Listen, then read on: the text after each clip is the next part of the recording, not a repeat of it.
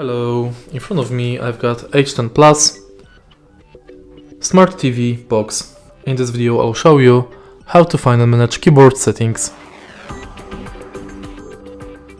In the beginning, let's go to settings and go to device preferences.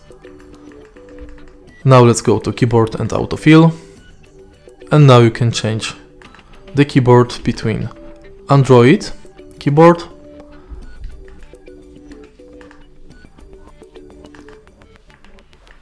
Next, you can enable or disable Google Voice Typing.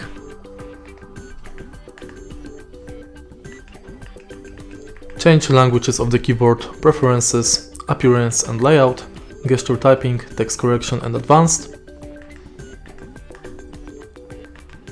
Next, you can enable or disable autofill service between Google and none. And in the end you can go to Google settings. And that's basically it. If you find this video helpful, please leave a like, comment and subscribe.